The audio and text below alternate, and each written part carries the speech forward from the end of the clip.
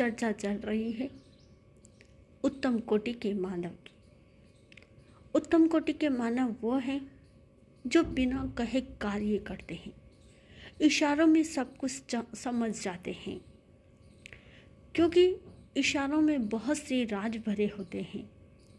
जीवन में जितना महत्व वाणी का है, उससे भी अत्यधिक महत्वपूर्ण प्रभु महावीर ने इशारों का बताया है, क्योंकि हर बात हर जगह हर समय कह पाना संभव नहीं होता, जबकि इशारे सारे शरीर से किसी भी समय कहीं पे भी किसी भी रूप में हो सकते हैं।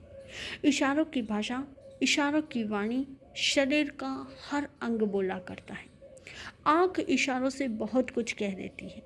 हाथ के इशारे तो मूक बधिर लोगों की संपूर्ण वाणी ही है।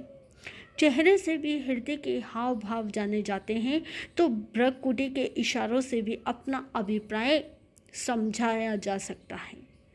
कंधा भी इशारा करके अपनी राय बता देता है। शरीर के अलावा कुछ इशारे ऐसे भी होते हैं जो भूत भविष्य वर्तमान का ज्ञान कराते हैं, जैसे मौसम के इशारे, भाग्य के इशारे, कर्मों के इशारे, ग्रह नक्षत्रों के इशारे।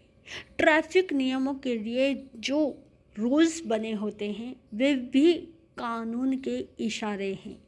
चौराहों पर लगी ट्रैफिक लाइट्स भी एक तरह के ट्रैफिक कंट्रोल करने के इशारे हैं। सिग्नल भी ट्रेन को रवाना करने के लिए दिया जाने वाला इशारा ही है। इशारों का संसार बहुत ही बड़ा है।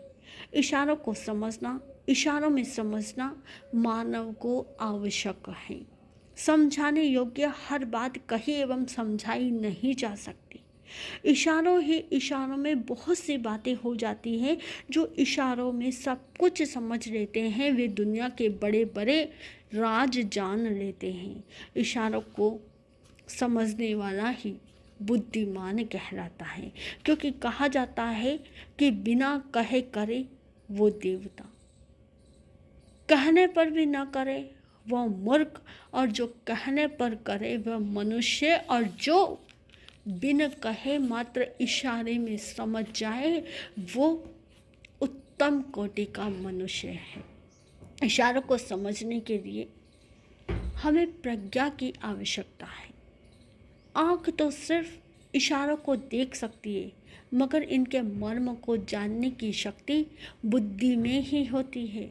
ये एक विशिष्ट सत्य है कि जिनके पास विशिष्ट भीतरी समझ होती है, आंतरिक ज्ञान होता है, वे ही इशारों को भली भांति समझ पाते हैं, जान पाते हैं।